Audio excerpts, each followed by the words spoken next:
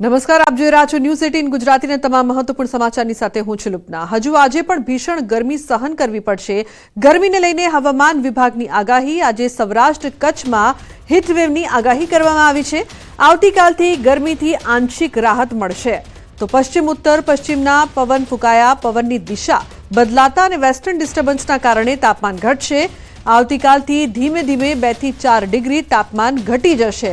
આજે દરિયાકાંઠાના વિસ્તારમાં ભેજ અને ગરમ પવન ફૂંકાશે।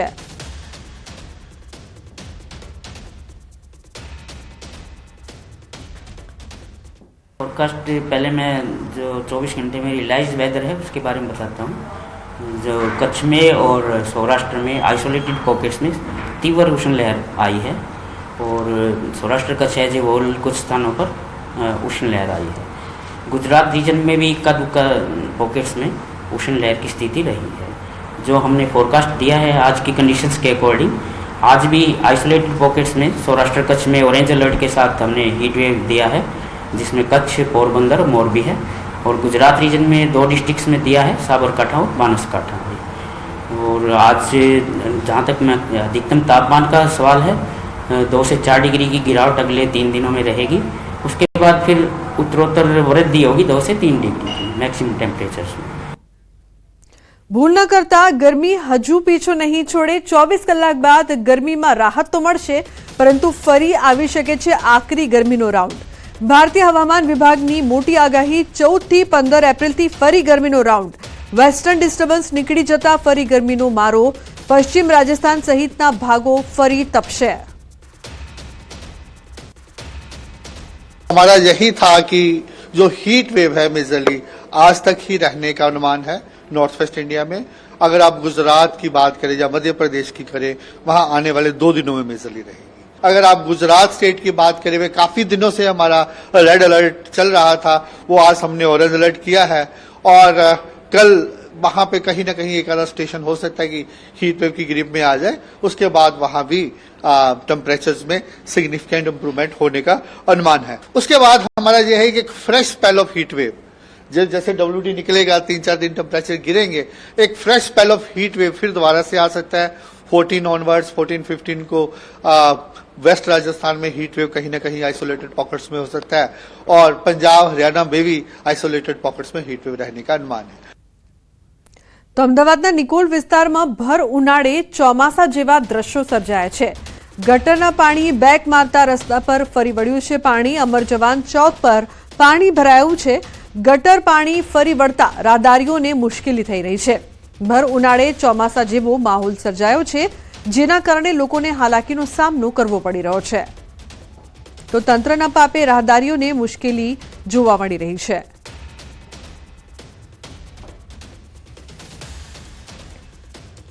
અને મહત્વપૂર્ણ સમાચાર વડોદરાથી। વડોદરામાં યુવકો વચ્ચે મારામારીનો વિડીયો વાયરલ। પાનના ગલ્લા પર થયેલી મારામારીના ટેબ્લો ઉછળ્યા। પડીકી લેવા બાબતે યુવકો વચ્ચે થઈ હતી બબાલ। તો સોમા તળાવ વિસ્તારનો વિડીયો હોવાની ચર્ચા। વાયરલ વિડીયોના આધારે પોલીસે તપાસ શરૂ કરી છે। તો પડીકી લેવા બાબતે યુવકો વચ્ચે બબાલ થઈ હતી।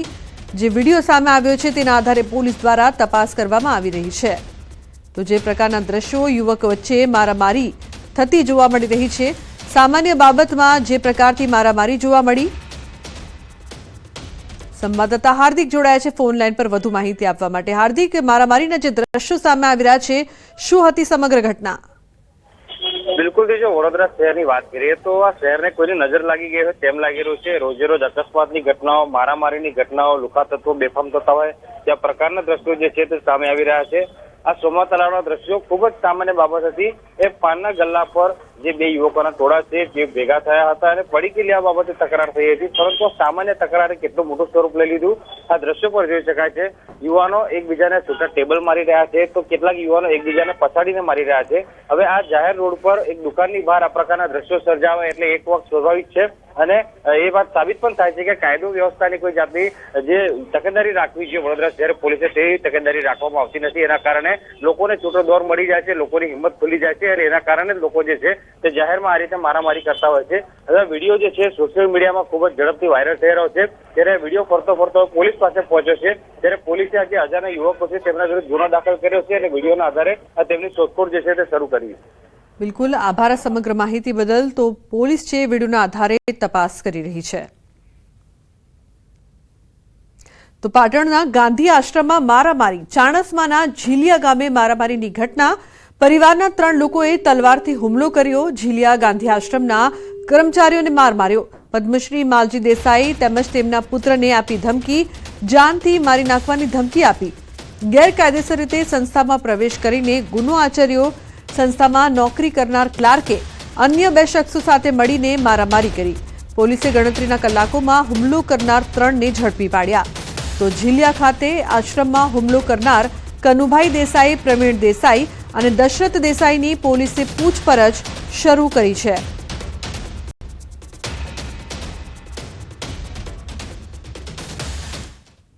પંચમહાલમાં ભાજપનો સક્રિય સદસ્યતા કાર્યક્રમ યોજાયો હતો, જેમાં કાલોલના ધારાસભ્ય ફતેસિંહ ચૌહાણનું નિવેદન સામે આવ્યું છે। ફતેસિંહે વન નેશન વન ઇલેક્શનને લઈને કહ્યું છે કે ચૂંટણીઓમાં આચારસંહિતાને લઈને દેશનો વિકાસ રૂંધાયો છે। વિપક્ષ સમજી ગયું છે કે લોકસભા અને વિધાનસભા એક સાથે આવે તો એક જ તકલીફ થાય।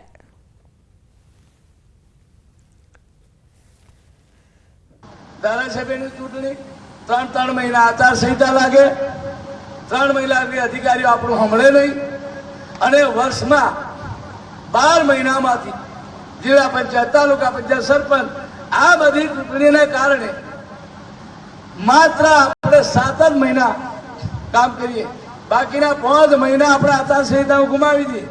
એના કારણે દેશનો વિકાસ રોકાયો। નર્મદા જિલ્લાની જીવાદોરી સમાન નર્મદા શુગર ફેક્ટરીએ તેનું પિલાણ સિઝન પૂર્ણ કર્યું છે। 160 દિવસ સતત શુગર ફેક્ટરીની મશીનરી ધમધમી।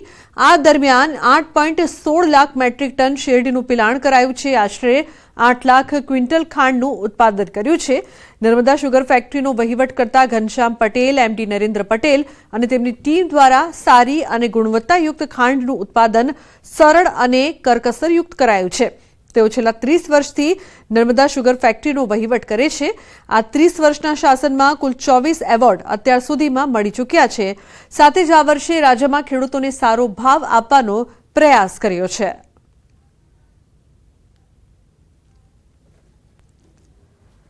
આવનારી સિઝનની અમે તૈયારી કરી રહ્યા છીએ।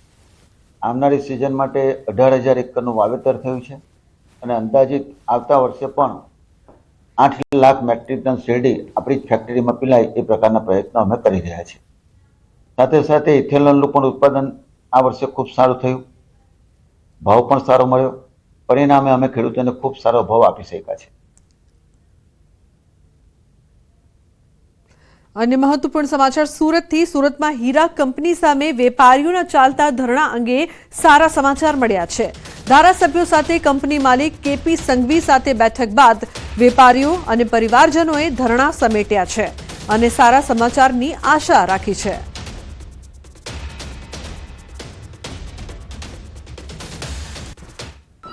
ડાયમંડ સિટી તરીકે ઓળખાતા સુરતમાં ડાયમંડ કંપની સામે ડાયમંડના ફેક્ટરીના માલિકો દ્વારા 2 દિવસથી ધરણા કરવામાં આવતા હતા અને જે પ્રકારે ધરણા ચાલી રહ્યા હતા, એક પછી એક ધારાસભ્ય આ ફેક્ટરીના માલિકોના સમર્થનમાં આવી રહ્યા હતા, પણ હવે આ જે ધરણા હતા તે પૂર્ણ થવાની આરે છે। આપણી સાથે ધારાસભ્ય વિનુભાઈ મોરડિયા છે।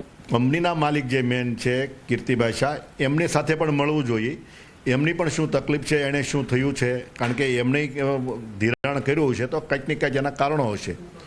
એટલે મને લાગ્યું કે મિટિંગ થઈને હંમેશા વાર્તાલાપ દ્વારા કોઈ પણ પ્રશ્નનો બંને પક્ષકાર દ્વારા હલ નીકળી શકે, કારણ કે આખરે તો નાના કારખાનેદારો અને મોટા કંપનીના માલિક આ બે વચ્ચેનો જે લેણદેણનો પ્રશ્ન હતો અને જે નુકસાની કરીને જે ભરપાઈ પૂર્ણ નથી થયેલું એ બાબતનું હતું।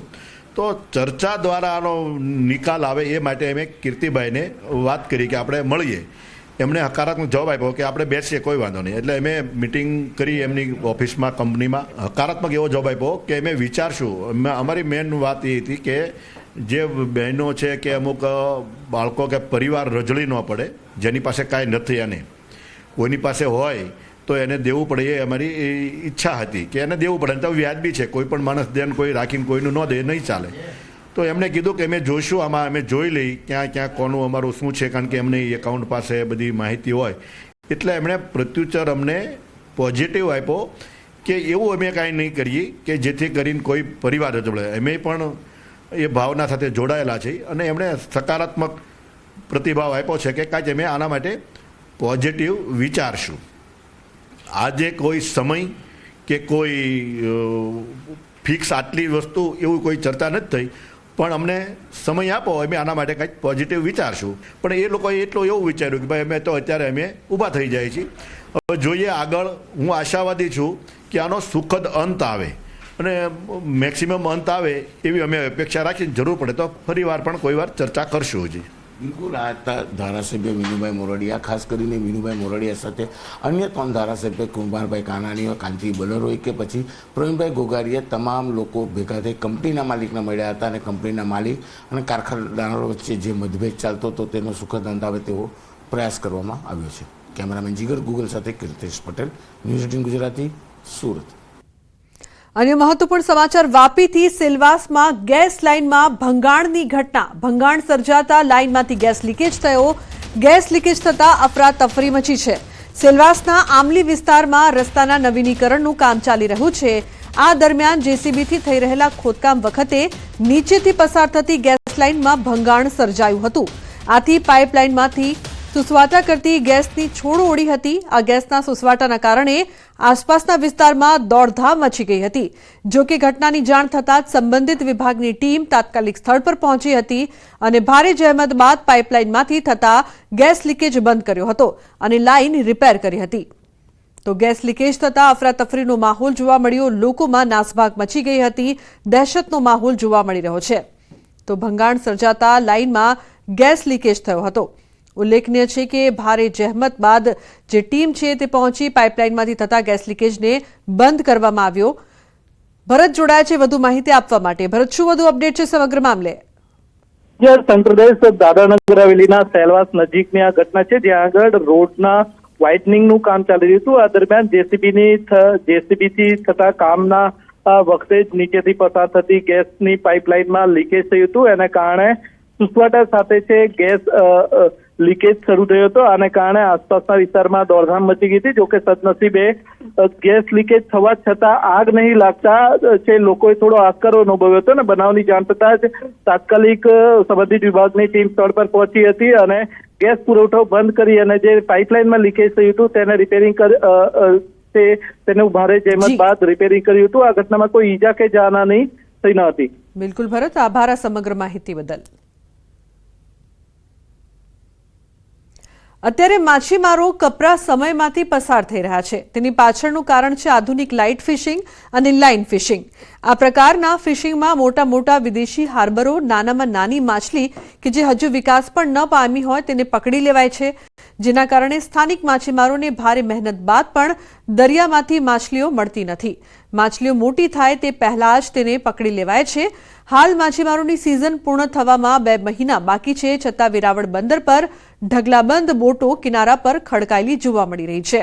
દરિયામાં ઓછી માછલી, વધતા ડીઝલના ભાવ તથા દરિયામાં ગેરકાયદેસર થતી લાઇન અને લાઇટ ફિશિંગના કારણે વેરાવળ સહિત ગુજરાતના માછીમારો બેરોજગાર બની રહ્યા છે. ત્યારે સરકાર દ્વારા લાઇટ ફિશિંગ અને લાઇન ફિશિંગ જે ગેરકાયદેસર છે તેને કડકાઈથી બંધ કરાવવામાં આવે તેવી માછીમારો માંગ કરી રહ્યા છે.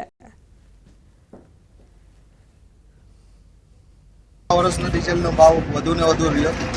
બીજું છે કે મચ્છી હવે દિવસે દિવસે ઓછી થતી જાય. એનું કારણ એ છે કે લાઇટ ને લાઇન ફિશિંગ સૌથી વધારે લાઇટવાળા જે દિવસ રાત કરી ને મચ્છી ઉપાડી જાય છે, એના કારણે મોટું વેલી બંધ થાય. 1 મહિનાની અંદરની ફિશિંગ હોય છે, એની અંદર 8 માણસો કામ કરતા હોય છે. જે બોટ રિપીટ પાછી રિટર્ન આવે તો ઓછામાં ઓછા 3 થી 4 લાખનો જ માલ નીકળે છે, જેમાં ડીઝલના પણ નથી થતા. જે ડીઝલના નથી થતા એના કારણે ધીરે ધીરે માછીમાર બેકાર થતો જાય. આધુનિક ફિશિંગ આવે જે બીજા સ્ટેટમાંથી લોકો અહીંયા આધુનિક ફિશિંગ કરે છે, જેને અહીંયા પરંપરા રીતે ધંધો કરતા હોય છે. એટલે આધુનિક ધબ અને પોતે અમે ગાડું લઈને ખેડે છે ને જ્યારે એ લોકો આવે અને જેસીબીની ખેતી કરે છે, એટલે એના અંતરમાં જમીન આસમાનનો ફરક પડે છે. માછલીના ભાવ છે એ પૂરતા મળતા નથી. આજે માછલીના ભાવ જાણે 100 રૂપિયા રેબન પીસના હોય તો કાલે 90 રૂપિયા 80 રૂપિયામાં દઈ શકે છે. એટલે માછલીના ભાવ પણ તળિયાના કંઈ નક્કી નથી. એટલે માછીમારને પૂરતો ભાવ માછલીના પણ મળતા નથી. 2-3 વર્ષથી આ પ્રવૃત્તિ રાક્ષસી વૃત્તિથી જેના ઉપર કેન્દ્ર સરકારે કાયદો લઈ આવીને એને બેન કરેલો છે, એવા પ્રકારના ધંધાઓ ચાલુ થયા છે. રાણપુર તાલુકાના જાડીલા ગામને મળી નવી ગ્રામ પંચાયત. આ નવી ગ્રામ પંચાયત મૂળ જાડીલા ગામના વતની અને હાલ અમેરિકામાં વસતા એનઆરઆઈએ સ્વખર્ચે બનાવડાવી છે. એનઆરઆઈ જગદીશભાઈએ પોતાના સ્વર્ગસ્થ પિતાની માદરે વતનમાં યાદગીરી જળવાઈ રહે તે માટે આ ગ્રામ પંચાયત બનાવડાવી છે. 34 લાખની માતબર રકમના ખર્ચે સરપંચ રૂમ, તલાટી room, computer room, conference room, guest room, kitchen, waiting room, attach shower સાથેના બાથરૂમ સહિતની સુવિધાથી સજ્જ કચેરી બનાવી ગામને અર્પણ કરી છે.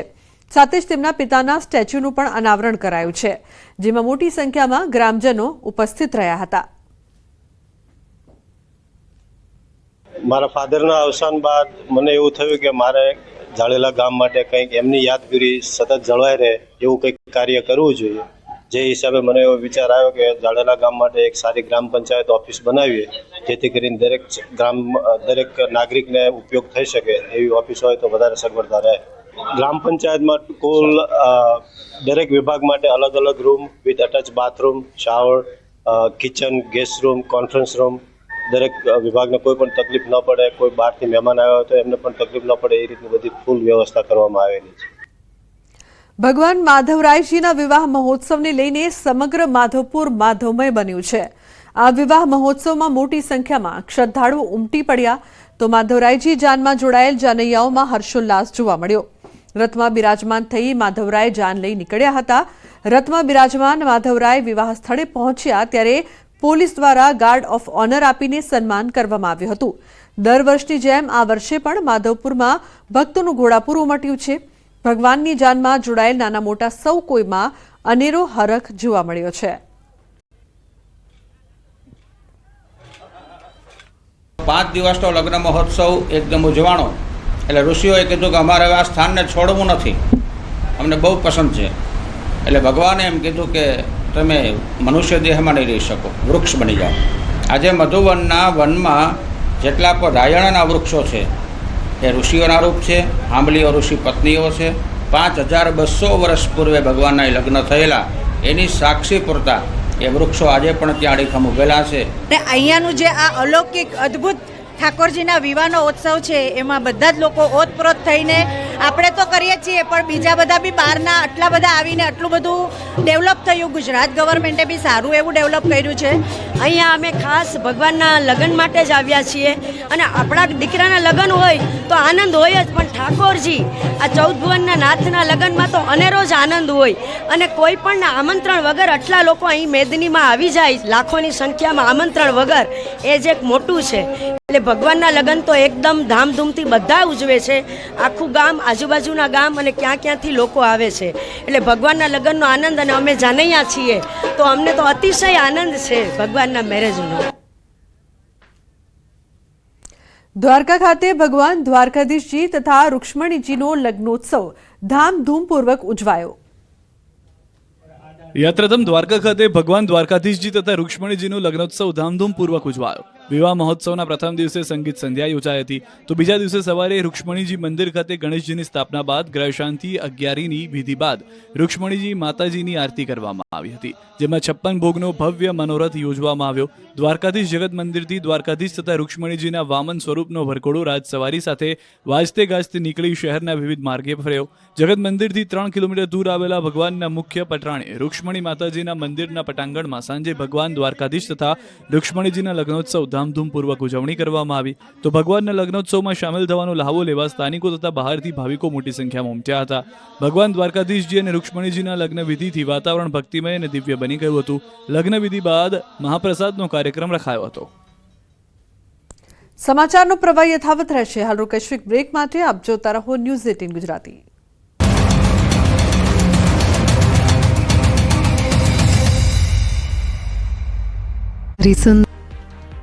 હજુ પણ આગામી 48 કલાક ગરમીનું જોર યથાવત રહેશે. રાજ્યમાં ગરમીની પરિસ્થિતિ અંગે હવામાન વિભાગની આગાહી. 24 કલાક તાપમાનમાં 2 થી 3 ડિગ્રી ઘટાડાની સંભાવના. આવતીકાલે રાજ્યમાં ગરમીનું યલો એલર્ટ જાહેર કરાયું. આગામી 48 કલાક દરિયાકાંઠાના વિસ્તારમાં ગરમ અને ભેજવાળા પવન ફૂંકાશે. દરિયામાં ભારે પવનના કારણે માછીમારોને દરિયો ન ખેડવા સૂચના.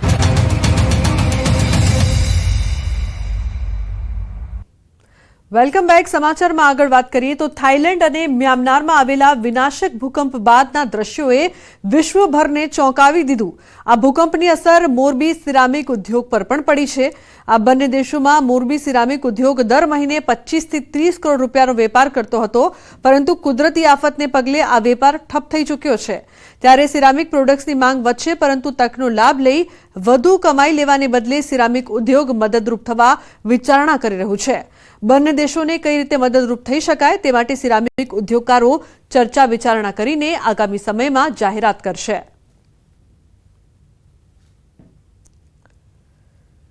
મોરબીથી અમારું એસોસિએશન એસ્ટિમેટ છે દર મહિને 30 કરોડ જેવું થાઇલેન્ડની અંદર સ્પોટ થાય છે, જે મને એવું લાગે છે કે નજીકના ભવિષ્યમાં હમણાં થોડો ટાઈમ ઊભો રહેશે અને ભવિષ્યમાં એમાં સારા સ્કોપ મળી રહેશે એવું લાગે છે એમને. મોરબી પણ કાયમ માટે હંમેશા કુદરતી આફતમાં ખૂબ જ મદદ કરતું આવ્યું છે. ત્યારે થાઇલેન્ડ અને ભાઈ આ દેશની અંદર કુદરતી આફતને પૂરેપૂરો સપોર્ટ કરવા માટે મોરબીનો સિરામિક ઉદ્યોગ અને બીજી પણ ઇન્ડસ્ટ્રી ખૂબ જ તૈયાર થઈ રહી છે. ભાવનગરના અલંગ શિપ ઉદ્યોગમાં મંદીનું ગ્રહણ લાગ્યું છે. છેલ્લા 1 વર્ષમાં માત્ર 113 જહાજો આવ્યા, જે 11 વર્ષમાં સૌથી ઓછું છે. જો કે એક સમયે અલંગ શિપ બ્રેકિંગ યાર્ડમાં 400 થી 500 જહાજો વર્ષ દરમિયાન આવતા હતા, એટલે આ એક મોટો ઘટાડો કહી શકાય. આ મંદીનો માહોલ લાંબા સમયથી છે, જેથી શિપ બ્રેકરોની ચિંતા પણ વધી છે. સ્થાનિક પરિબળો, બજારની સ્થિતિ ઉપરાંત આંતરરાષ્ટ્રીય પરિબળોના કારણે છેલ્લા 1 વર્ષમાં અલંગની માઠી દશા બેઠી છે. જો કેન્દ્ર સરકાર દ્વારા અલંગ શિપ બ્રેકિંગ ઉદ્યોગને BISની મંજૂરી આપવામાં આવે તો હજુ અલંગમાં શિપ બ્રેકરો ટકી શકે તેવી શક્યતાઓ રહેલી છે. તેથી ક્યાંક આશાની કિરણ દેખાઈ રહી છે. कोविड के बाद से जब लॉकडाउन खुला तो बिजनेस ट्रैफिक काफ़ी हो गया वर्ल्ड मार्केट में, तो कार्गो ज़्यादा हो गया है और शिप की अवेलेबिलिटी कम हो गई, उनकी इनकम बढ़ गई है शिप ओनर्स की, और कंटेनर का भाड़ा बढ़ गया है. उस वजह से कमाई होने से स्क्रैप में शिप कम आ रहे हैं. जो पहले करीब 300, 350 से लेकर 400 शिप तक भी आते थे ईयरली अलंग में स्क्रैप के लिए, अब वो करीब 100-125 शिप रह गया है. સુરતમાં મહિલા અને બાળકીને મારનો વિડીયો વાયરલ. વિડીયો બાદ પોલીસની કાર્યવાહી. પૂર્ણા પોલીસે 2 લોકોની ધરપકડ કરી છે. સુરત APMCની આ ઘટના છે. મહિલાઓ અવારનવાર શાકભાજીની ચોરી કરી હોવાની ફરિયાદ ઉઠી હતી.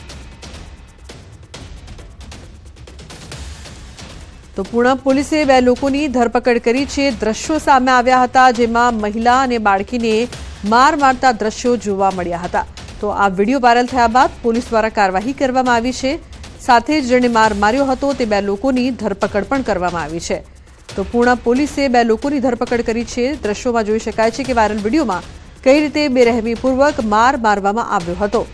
તો મહિલા અને બાળકીને માર મારવામાં આવ્યો હતો, જે બાદ પૂર્ણા પોલીસે ત્વરિત કાર્યવાહી કરી છે. તો ઉલ્લેખનીય છે કે આ મામલે કાર્યવાહી કરવામાં આવી છે. કીર્તેશ જોડાયા છે ફોન લાઈન પર વધુ માહિતી આપવા માટે. કીર્તેશ, જે પ્રકારથી મહિલા અને બાળકીને માર મારવામાં આવ્યો હતો ને ત્વરિત કાર્યવાહી પણ, શું અપડેટ? બિલકુલ, જે વિડીયો સામે આવ્યો છે તે 6 તારીખનો છે. સરદાર માર્કેટમાં એક વ્યક્તિ દ્વારા એક મહિલાને લાકડી વડે અને મહિલાની દીકરીને માર મારતા હોવાનો વિડીયો વાયરલ થયો હતો. જોકે સમગ્ર ઘટનાને લઈને પૂના પોલીસે 2 વ્યક્તિઓની ધરપકડ કરી તેમના વિરુદ્ધ કાયદેસરની કાર્યવાહી હાથ ધરી છે. બિલકુલ કીર્તેશ, આભાર સમગ્ર માહિતી બદલ. રાઇઝિંગ ભારત સમિટમાં ગૃહમંત્રી અમિત શાહનો હુંકાર. તૃષ્ટિકરણ પર ગૃહમંત્રીના કોંગ્રેસ પર પ્રહાર. તૃષ્ટિકરણ દેશ માટે નાસૂર છે, દેશનો યુવા તેને ઉખાડી ફેંકશે. કોંગ્રેસે વોટ બેંક માટે રાજનીતિ કરી દેશમાં નવો દેશ બનાવવાનું પાપ કર્યું. દેશના વિભાજનને કોંગ્રેસના નેતાઓએ સ્વીકાર્યું છે.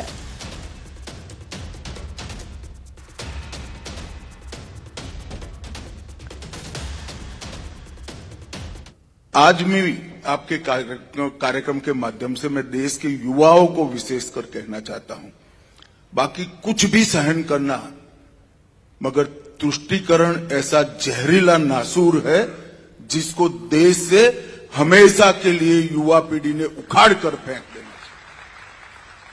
जो तुष्टीकरण की राजनीति करते हैं वो देश हितों के साथ समाधान करते हैं, वो देश हित की नीतियों के साथ वोट बैंक के कारण कॉम्प्रोमाइज करते हैं और देश के अंदर ही एक नया देश बनाने का बीज बोने का काम करते हैं।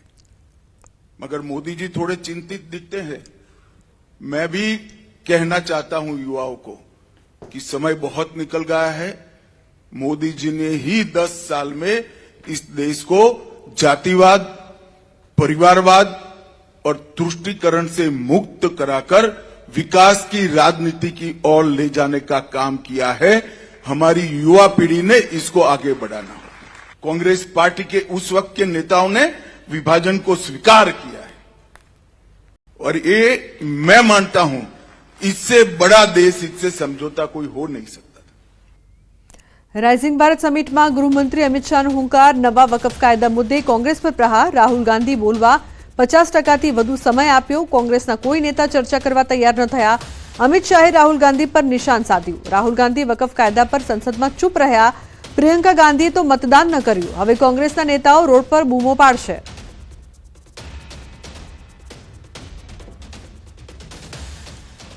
जो मैंने पहले कहा पूरे के गांव कर दिए वकफ, कोई मंदिर भी कर दिए, तो ये संपत्ति का डिस्प्यूट नॉन हिंदू का भी है या नहीं है जी? हुआ या नहीं हुआ जी? तो वो पार्टी है या नहीं है? दो हिंदू इसका पक्ष न्यूट्रलिटी से देखेंगे तो क्या बिगड़ जाएगा? क्या इस देश में हिंदुओं को इतना भी अधिकार नहीं है भाई? ये बिल्कुल खोखली बात है जो कांग्रेस ने फिर से उनके समाप्त होते हुए अस्तित्व को आधार देने के लिए एपीसमेंट की पॉलिसी। और अगर इतना ही था तो प्रियंका जी तो वोट डालने भी नहीं आई, राहुल जी ने भाषण भी नहीं कराया। अगर आपकी पार्टी की प्रमुख पॉलिसी है तो पार्लियामेंट से बड़ा मंच क्या हो सकता है? लोकतंत्र में सबसे बड़ी पंचायत है। राहुल जी वहां बोले ही नहीं। इनकी पार्टी को 50% समय दिया था हमने, 50%, और कहते हमें बोलने नहीं देते।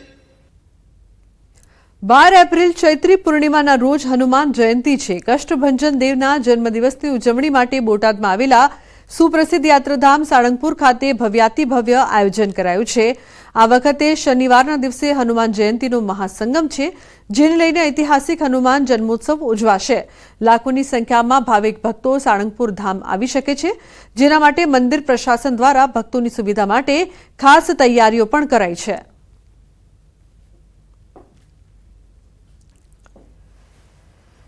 ચૈત્ર સુધી પૂર્ણિમા અને દાદાનો જન્મોત્સવ ને પાછો શનિવાર ભેગો છે અને ત્યાર પછી શણગાર આરતી થશે। ત્યાર પછી ચોકની અંદર ભવ્ય મોટી જબર કેક કાપી અને ફુગાઓ ઉડાડીને દાદાનો આપણે સૌ જન્મોત્સવ અને સેલિબ્રેશન કરીશું। તો બુલેટિનમાં હાલ બસ આટલું જ। તમામ મહત્વપૂર્ણ સમાચાર માટે આપ જોતા રહો ન્યૂઝ 18 ગુજરાતી। નમસ્કાર।